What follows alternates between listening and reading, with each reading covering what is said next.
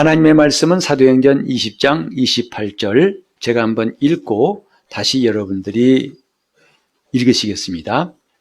너희는 자기를 위하여 또는 온 양떼를 위하여 삼가라. 성령이 저들 가운데 너희로 감독자를 삼고 하나님이 자기 피로 사신 교회를 치게 하셨느니라. 너희는 자기를 위하여 또는 온 양떼를 위하여 삼가라. 성령이 저들 가운데 너희로 감독자를 삼고 하나님이 자기 피로 사신 교회를 치게 하셨느니라.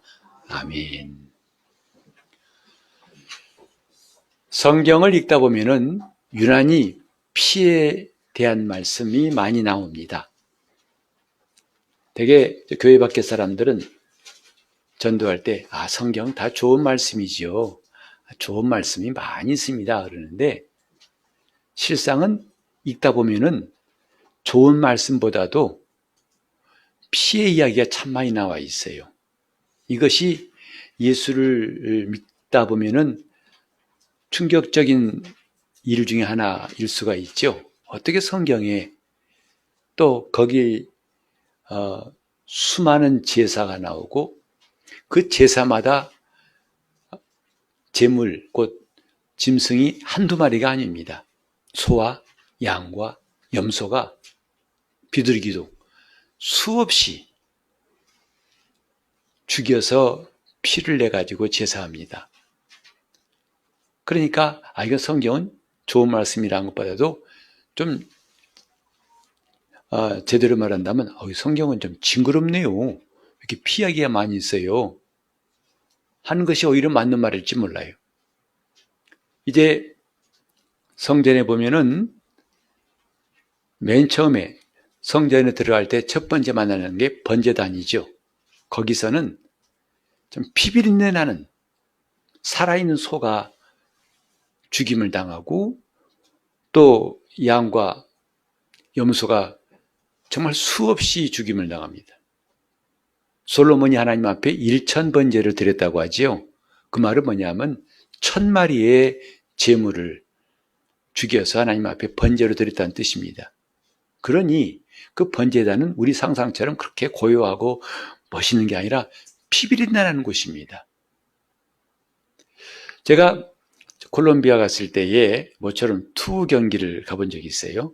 저는 투 경기 그러면은 떠오르는 게 투사고 또 투사에 대한 제 원래 이미지는 불쌍한 투사의 노래를 불쌍하게만 들었었어요. 왜?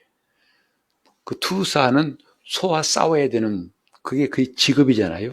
근데 체중도 몇 배나 더 나가고 사나운 소와 그 경기장에서 싸우는 것이 얼마나 고달플까, 얼마나 힘들까라고 생각했었는데 제가 콜롬비아 가서 투 경기를 본 다음에 생각이 싹 바뀌었어요. 정반대였어요. 그때 투사가 나오기 전에 미리 보조로 하는 사람이 4사람 있더라고요. 이 원형 경기장에 4구퉁이에 초소가 있어가지고 거기 나와서 소가 막 그 경기장 나오면은 유인해요. 그래가지고 요만한 표창 같은 걸 가지고 뒤에 깃털 달리고 그걸로 점프하면서 던지고 다니는 그걸로 숨습니다.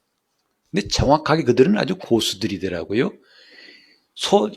이쪽에 꽂혀요. 이쪽에 탁 하나 꽂히고 둘 꽂히고 그러면 또 다른 쪽에 있는 사람이 다시 또 소를 불러가지고 점프하면서 던지고 자기는 얼른 숨고 그래서 소를 계속 돌게 만들면서 그러니 나중에 이 꽂힌 그 표창의 깃털이 무수하게 뒤에 많이 있어요.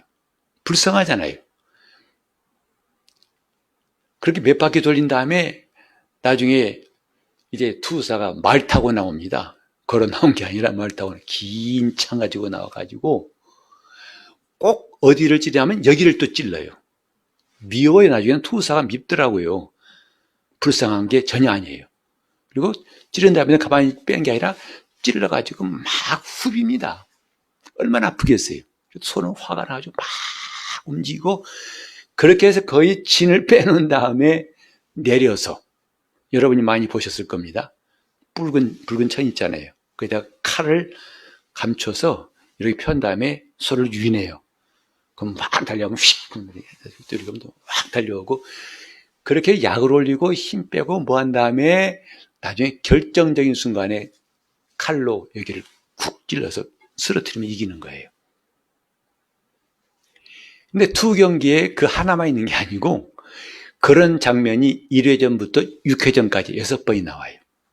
투사 3명이 교대로 2번씩 나와가지고 결국은 소 6마리가 죽어야만 그날 경기는 끝납니다.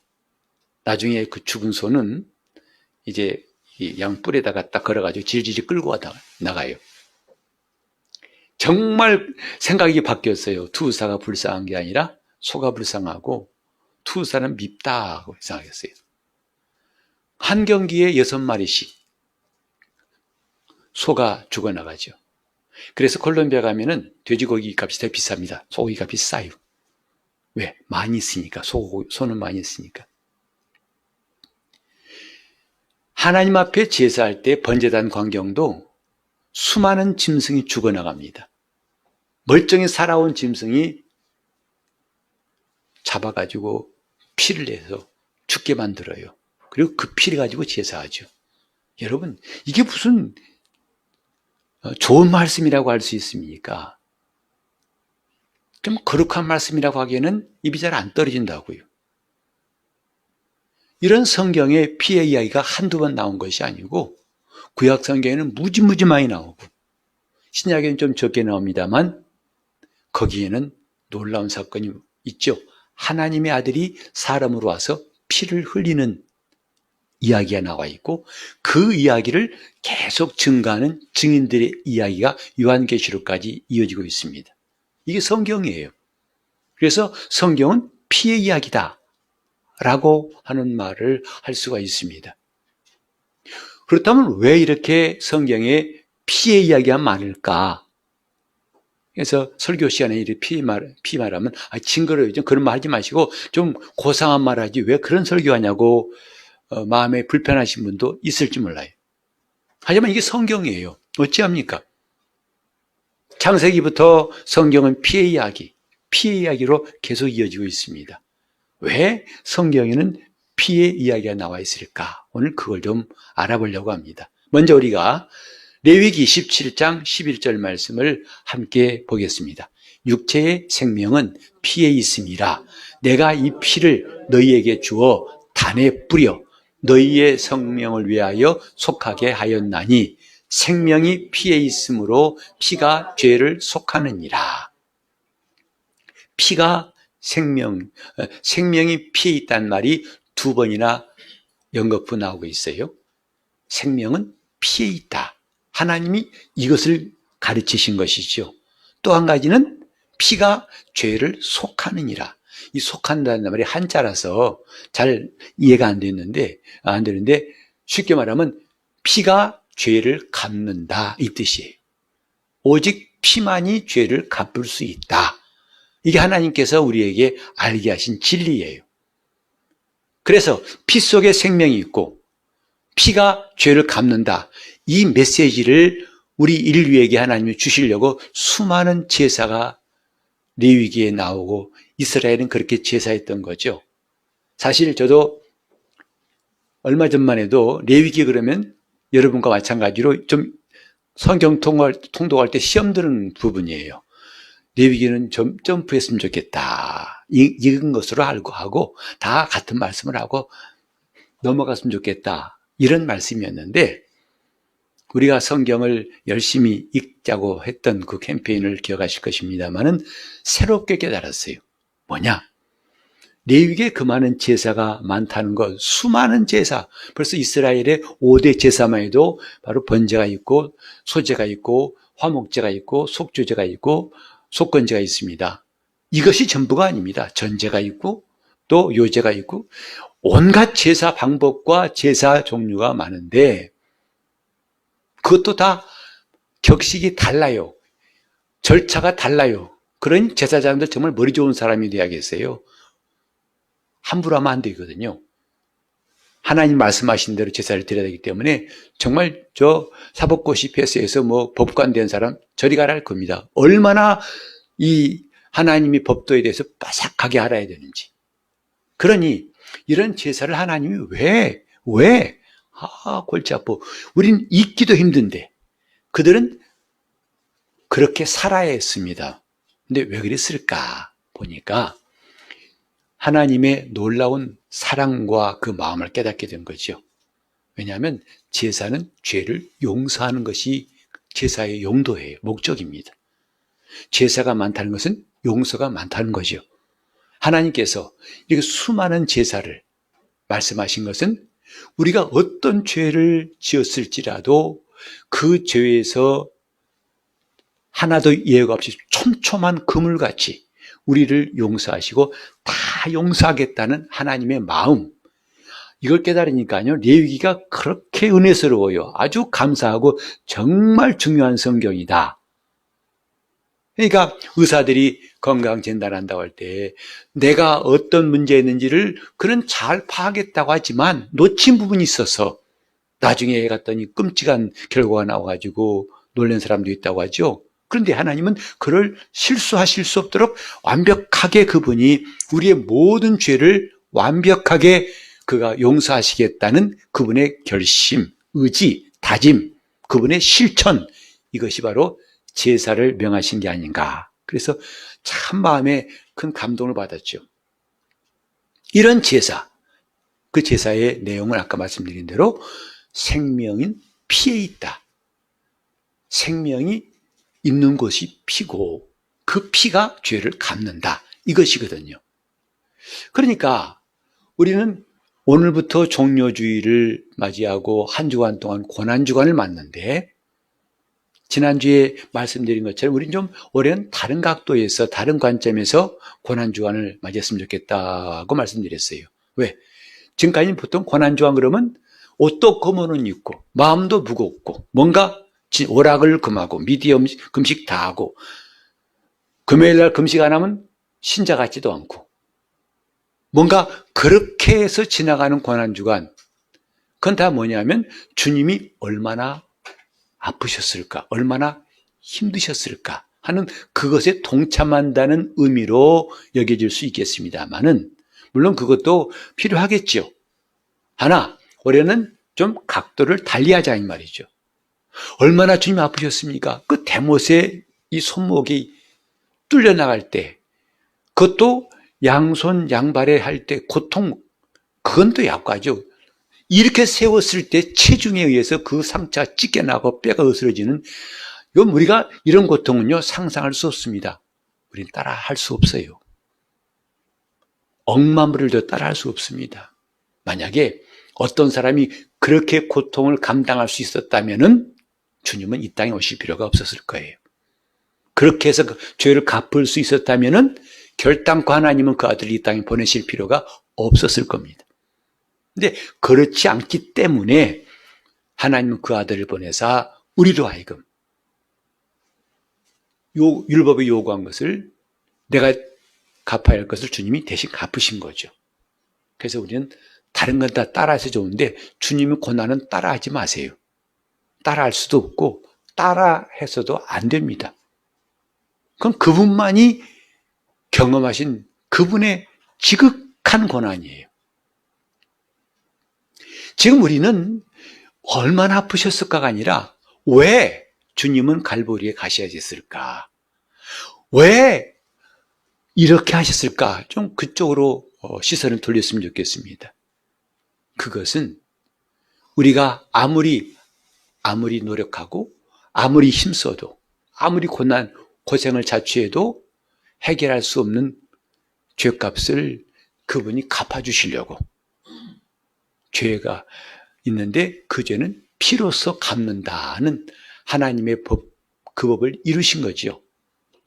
그래서 우리는 왜 그분이 피를 흘리셔야 했을까? 그러니까 피라고 하는 것은 생명이에요. 예수님이 피를 흘리신 것은 생명을 내놓으신 것이다 이 말이죠. 사람 피 흘리면 죽죠. 피 흘리면 다 죽습니다. 근데 생명을 내놓으신 거예요. 오늘 이 본문에 보니까 하나님이 자기 피로 사신 교회라는 말씀. 여러분, 하나님의 피란 말 들어보셨어요? 하나님도 피가 있을까요? 우리는 대뜸 그게 무슨 하나님의 피가, 하나님은 원래 피가 없는 거 아닌가? 이렇게 여기기 쉬워요. 물론 하나님이 영이시기에 그분은 우리 인간 같지 않습니다. 그러나 그가 하나님의 피를 흘리게 하시려고 이 땅에 예수는 사람으로 오신 거예요. 예수님이 우리와 똑같은 사람으로 오신 것은 피 흘리기 위해서입니다. 죽으러 오신 것이다 이 말이죠. 생명을 주러 오신 것입니다. 이게 복음이에요. 나에게 하나님이 주신 선물이 뭐냐? 하나님의 피입니다. 우리가 주의 보혈 그러죠. 주의 보혈. 보혈이란 말은 보배로운 피라는 뜻이에요. 왜 보배롭습니까? 우리나라를 위해서 순국한 훌륭한 분들, 보배롭죠. 귀한 분들이죠. 근데 우리가 찬송할 때 보혈이란 말은 어떤 귀한 사람의 피라는 정도가 아니라 하나님의 피란 뜻이에요. 보혈, 곧 하나님의 피예요. 우리가 복음이라 말할 때 이 하나님의 피를 빼놓고는 복음을 말할 수가 없어요. 하나님의 피가 없는 것은 복음이 아니다 이 말이죠. 거기에 평안이 있고 무슨 여러 가지 그래서 자기가 일생 동안 수건이었던 소원을 응답받았고 다 좋습니다. 그러나 그건 껍데기 포장지에 불과한 거예요. 내용은 뭐냐? 하나님의 피예요. 하나님의 피가 우리에게 주어졌기 때문에 우리가 자녀가 되고 죄사함도 받고 기도도 응답받고 하나님 우리 삶을 주장하시고 우리가 마침내 아버지 집에 들어갈 소망이 생긴 것이죠. 하나님의 피입니다. 정말 저와 여러분이 신앙생활 오랫동안 하면서 매우 듣기가 좀 흔치 않았던, 하지만 가장 중요한 게 뭐냐면 하나님의 피예요. 교회가 뭐냐? 하나님이 자기 피로 사신 것이라고 오늘 본문에 말씀하고 있습니다. 교회는 그냥 사람들이 모인 게 교회 아니에요. 등록카드 써가지고 오늘부터 교회입니다, 축하합니다, 환영합니다 해서 하다 보니까 교회에서 이런저런 직분 맡다 보니까 교회가 아니고, 진짜 교회는 뭐냐면 하나님이 피로 사신 자들이 모인 것이 교회예요. 오늘 저와 여러분이 다른 건 다 몰라도 나는 하나님이 피로 사신 사람이라는 이런 고백, 이런 믿음이 오늘 여러분 모두에 있길 바랍니다. 그게 교회예요. 내 성격이 어떻고 약점이 어떻고 다 좋아요. 다 좋은데, 그러나 하나님 피가 없다면 나는 그리스도와 상관이 없어요. 하나님의 피가 없다면 나는 이 땅에서 얻을 것 다 얻었다 할지라도 내 인생은 망친 겁니다. 마침내 지옥 갈 수밖에 없어요. 하나님의 피, 교회는 하나님의 피. 여러분들 어떤 분이 나는요 예수 믿었더니 난 별거 없더라고요. 낮은 것도 없고요. 난 지금도 아파요. 배고프고요. 힘들고요. 사업 낮은 것도 없고 집안은 더 망 같아요. 도대체 난 교회 왜 나왔는지 모르겠어요. 라고 하실지 모르겠지만, 그래도 당신이 진정으로 예수를 믿는 사람이라면 이미 가진 것이 있어요. 하나님의 피입니다. 그 피가 나를 사신 것, 이건 그 어떤 것, 욥의 가정처럼 하루아침에 풍비박산 날지라도 내가 후회할 것이 없는 이유가 뭐냐? 하나님의 피로 사신 사람이란 것 때문입니다. 이 사람은 넉넉히 주님 나라에 들어갈 수 있는 사람이에요. 여러분, 우리는 지금 쓸데없는 것에, 엉뚱한 것에 매여가지고 내가 과연 제대로 된 신자인가? 나는 과연 주님 오실 날에 부활할 수 있을까? 제대로 성경을 한다면 우리는 미혹한 자들의 소리에 귀를 기울일 필요가 없어요. 하나님의 피로 산 자들이 교회입니다. 그것이 주님의 교회예요. 그러니까 하나님 앞에서 우리가 담대히 고백할 수 있는 말, 나는 하나님의 피로 산 사람입니다. 우리는 지금부터 주님 앞에서는 그날까지 이 고백이 흔들리지 않았으면 좋겠습니다. 이 고백이 들락날락 안 했으면 좋겠어요. 나는 하나님의 피로 산 사람입니다. 나 예수 믿어가지고 딴 건 아무것도 잘된 거 없지만은 한 가지, 누가 뭐래도 나는 지금 담대히 말할 수 있는 것, 하나님의 피로 산 사람입니다. 주님, 이것이 나의 고백입니다. 주님은 나를 하나님의 피로 사셨습니다. 그래 나의 주님이 되셨습니다. 라는 사람을 주님은 영원히 외면치 아니하시고 영원히 버리지 아니하시고 영원히 무관심하지 않으십니다. 이게 복음의 핵심이라 이 말이죠. 그래서 성경은 하나님이 자기 피로 사셨다. 사셨다. 왜? 죄 갚아주시려고. 내 죄를 갚아주시려고 사셨다 그랬습니다. 우리 한번 성경 몇 구절 볼까요? 요한계시록 5장 9절과 10절에 새 노래를 노래하여 가로되 책을 가지시고 그 인봉을 떼기에 합당하시도다. 일찍 죽임을 당하사 각 족속과 방언과 백성과 나라 가운데서 사람들을 피로 사서 하나님께 드리시고 저희로 우리 하나님 앞에서 나라와 제사장을 삼으셨으니 저희가 땅에서 왕노하리로다 하더라. 사람들을 피로 사서 하나님께 드리셨다. 누가? 예수 그리스도가. 이게 복음이에요. 우리가 전혀 알지 못했던 소식, 심지어는 교회에 나와서 수십 년 믿어도 들어보지 못했던 소식을 이제야 듣는 분도 있을지 몰라요. 나를 피로 사신 분이 계시다는 게 얼마나 신기한가, 얼마나 놀라운가. 여러분, 죽을 병 걸렸다가 기적처럼 살아난 것도 굉장한 일입니다. 나면서부터 눈 뜨지 못한 자가 보게 된 것 놀라운 기적이죠. 근데 이 기적보다도 비교할 수 없이 더 큰 기적이 뭔지 아십니까? 하나님이 자기 피로 날 사신 것이 믿어지는 기적이에요. 이것보다 큰 기적 없습니다. 눈뜬 소경 언젠가는 그 눈도 다 흙이 될 때가 옵니다. 눈뜬 거 이 땅 살 동안은 유익할 수 있어요. 그러나 그것까지예요. 하지만 하나님의 피로 사신 내 영혼은 금세와 내세 행복합니다.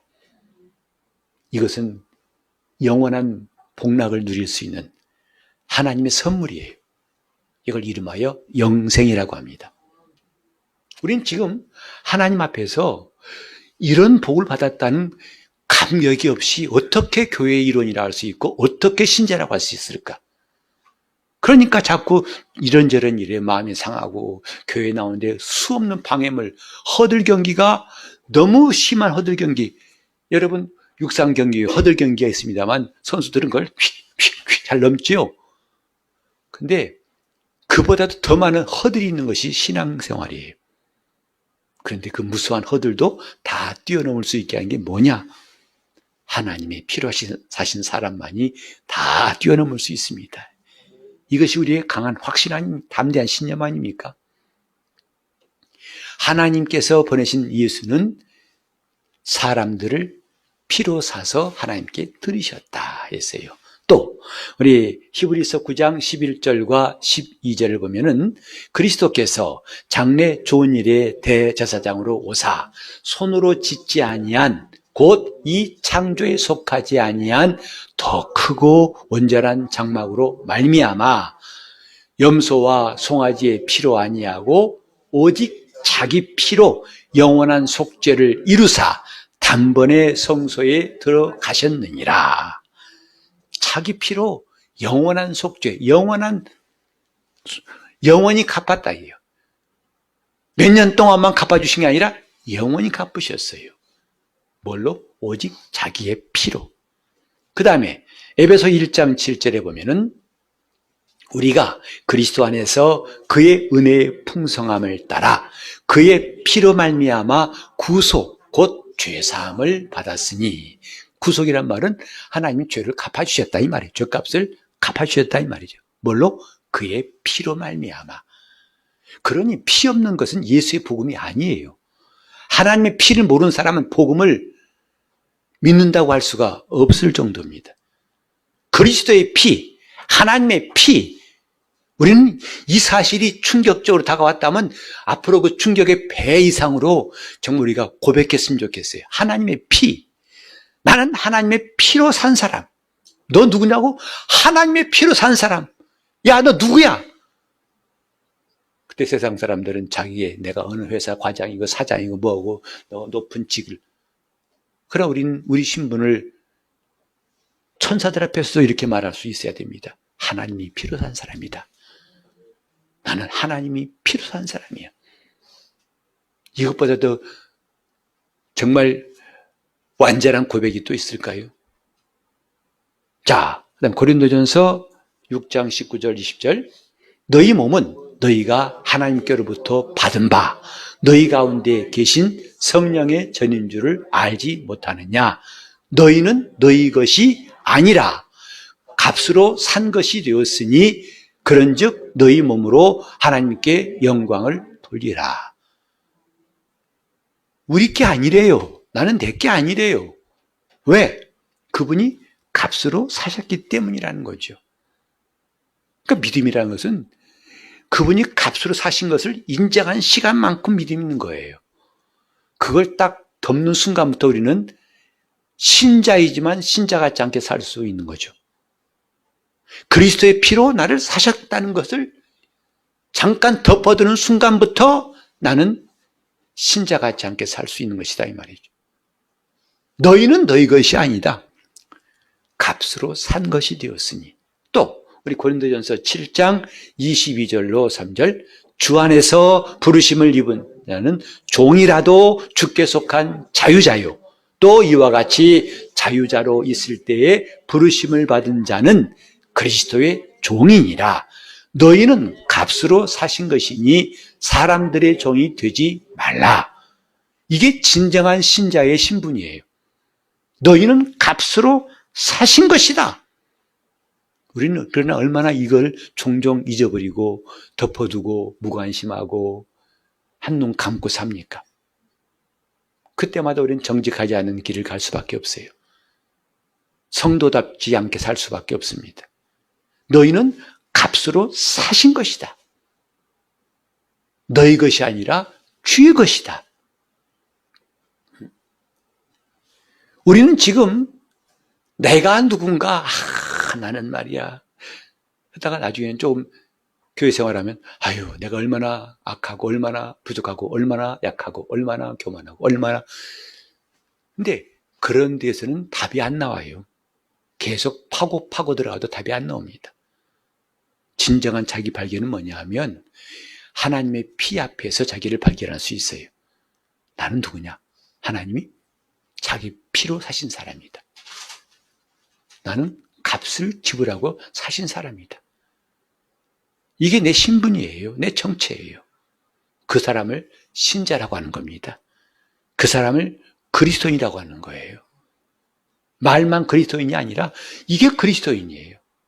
뭔가 성실하고 열심히 있고 충성되고 다 좋습니다.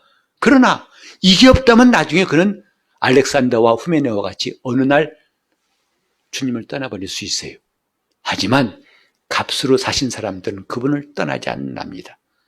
우리가 때때로 넘어지기도 하고 또 그리스도 밖에 나가서 외출하고 시험 들고 또 넘어지기도 해요. 그러나 그분이 값으로 산 사람은 반드시 돌아오게 되어 있습니다. 자기 신분이 본질이 무엇인지를 알기 때문에 탕자마냥 돌아오게 되어 있어요. 탕자가 돌아온 것은요, 자기 집이 있기 때문에 돌아온 겁니다. 자기 아버지가 누군지 알기 때문에 돌아온 것이지 남의 집이라면 그는 안 돌아왔을 거예요. 자기 집이 없다면 그는 안 돌아왔을 거예요. 우리는 지금 하나님이 자기 피로 산 사람들, 이번 한 주간은, 이번 올해 2025년 고난 주간은 우울하고 뭔가 비장하고 검은 옷을 입어야 할 그런 고난 주간이 아니라 왜 그분이 골고다 언덕길을 무거운 십자가를 지고 올라가야 했을까? 머리에 가시멜로 안 쓰고 피 흘리는 그 모습을 떠올리는 것도 좋지만은 왜 그렇게 했을까에 우리가 좀 우리 마음에 관심이 있으면 좋겠어요. 바로 나를 피로 사시기 위해서 하나님의 피를 흘리신 뜻을 이해하자는 거죠. 그게 진정한 고난주간 아닐까요? 우리가 지금 신자라고 하지만 나를 피로 샀다는 것에 대해서 얼마나 평소에 불만이 많습니까? 얼마나 무시합니까? 얼마나 고개를 도리도리 흔듭니까? 아니라고. 나는 내 마음대로 살고 싶은데 왜 이렇게 귀찮아? 왜 이렇게 힘들어? 나는 못 살겠어. 차라리 내 예수 안 믿었다면 더 좋았을 건데 이게 뭐야? 나는 뛰쳐나갈 거야. 이런 반발심, 마치 사춘기 소년 마냥 그런 때가 얼마나 많습니까? 나를 피로 사신 예수, 나를 피로 사신 예수를 깊이 묵상하는 고난주간 되길 바랍니다. 그게 진정한 고난 아니겠어요? 그래야 나는 주님의 것이라고 고백할 수 있지 않겠습니까? 여러분, 요즘 많이 쓰는 것 단어 중에 하나 뭐냐면 선결제 아십니까? 선결제. 그래서 요새는 이제 고속도로 통행카드도 미리 돈을 내고 산 다음에 지나갈 때마다 띡띡 차감되죠. 선결제한 겁니다. 여러분이 더 쉽게 이야기하는 게 뭐냐면 와닿는 이야기 하나 할게요. 몇 사람 밥 먹으러 갔어요. 근데 내가 돈 내기 전에 누가 돈을 딱 냈어. 그때 기분이 좋다 안 좋다? 기분 나쁜 사람 아무도 없어요. 근데 그 사람이 그때만 낸 게 아니라 갈 때마다 내줘요. 기분이 좋다 안 좋다? 더 좋죠. 선결제. 근데 그 달만 낸 게 아니라 1년 내내 내줘요. 그때는 거의 졸도할 지경이죠 뭐. 근데 1년이 아니라 평생 내줘요. 남편도 안 내주고 아내도 안 내주는데 이 사람은 평생 내주네. 선결제. 예수님의 고난은 선결제예요. 내가 금세와 내세 당할 고통, 영원한 형벌, 미리 값을 치르신 거예요. 선결제하신 주님이에요. 고난, 예수님 고난은 막연한 고난이 아닙니다. 딱 맞춤형으로 내가 빚지고 갚아야 할 그것을 선결제하신 것이 주님의 고난이에요. 이런 고난을 누가 무시할 수 있겠습니까? 누가 고맙지 않다고 말할 수 있겠습니까? 누가 무관심하겠습니까? 자기 성격 탓할 것 없지 않습니까? 성격이 급하건 안 급하건 좀 뭐하든 관계없어요. 다 나를 위해 선결제해 주신 주님을 우리는 아무도 부인할 수가 없어요. 몰라서 부인했겠지. 하지만 안다면 그걸 이젠 모른 체하고 당연한 체 할 사람은 아무도 없을 것입니다.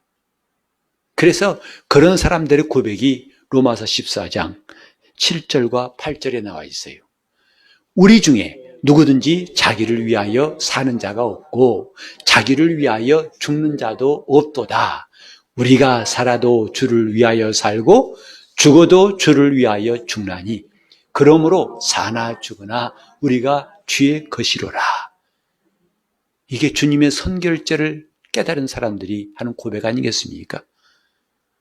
살아도 주를 위해 살고 죽어도 주를 위해 죽고 그럼 우리가 사나 죽으나 주의 것이로라. 하나님의 피로 사신 사람들, 바로 내 혼이 그런 사람이라는 것을 깨닫기를 바랍니다. 여러분, 이것을 오늘만 아멘할 것이 아니라 평생 여러분 심중에 심어져서 나는 누구냐? 하나님이 자기 피로 산 사람이라는 고백, 감사, 찬양, 기쁨이 충만하시기를 바랍니다. 자, 그러니까 또 와! 맞아. 내가 이 말씀하는 놓치지 말아야 돼. 주여 믿습니다. 주먹을 푹 끈지고 부르르 떨면서 제발 이 순간은 놓치지 않겠다고. 그런 분에게 제가 말하고 싶어요. 힘 빼세요. 금방 여러분 힘 빠질 겁니다. 예배당에서는 그렇지 나가보세요. 금방 밥 먹으러 갈 때부터 힘 빠진 사람이 있을 거예요. 왜? 우리는 봤죠? 베드로가 뭐라고 했습니까? 너 다 굴기 전에 날 3번 부인할 거야. 내가 주와 함께 오게도 죽는데도 가기를 결심하였습니다. 했습니다. 주님은 아세요. 이미 다 굴기 전에 3번 부인할 줄 아세요. 그리고 그대로 되었습니다. 그게 사람이에요. 괜히 쓸데없는 결심하지 마세요. 하지 마세요. 힘 빼세요. 다 빼세요. 오히려 이것을 이 시간 내 마음에 심어주신 분을 의지하세요. 성령께서 이 말씀을 내 심중에 심어주시옵소서. 나는 마음이 여지 부동할 수 없습니다. 수시로 바뀝니다. 그래서 말씀이 우리 심중에 심겨져야 한다는 거 아니겠어요? 그래야 진짜 믿음이 생기는 거예요. 그 순간 감정이 아멘! 아멘! 으쌰! 으쌰! 뭐 운동 경기 하십니까? 힘 빼세요. 다 소용없어요. 성경에 이런 말씀이 있어요. 만물보다 부패하기 쉬운 게 사람의 마음이라 그랬어요. 그 어떤 것보다도 썩기 쉬운 게 사람 마음이라는 거예요. 이게 성경에 나와 있어요. 그런 사람의 마음으로 주님, 목사님, 누구 하면서 다짐하지 마세요. 성경에 맹세하지 말라는 거예요. 맹세하지 말고 그건 그렇다면 그렇다는 걸 말하고 아니면 아니라고 말하라는 거예요. 이에서 지나는 것은 악한 자로부터 나온 것이다 라고 주님 말씀하셨죠. 여러분 참 많이 들으셨으니까 이제는 좀 귀에 익숙할 거예요. 믿으려고 하지 마세요. 믿어지게 하시는 분을 의지합시다. 믿어지게 하시는 그분의 역사를 사모합시다. 성령은 이 진리를 믿게 하시고 진리 가운데로 인도하신 분이라고 주님 말씀하셨습니다.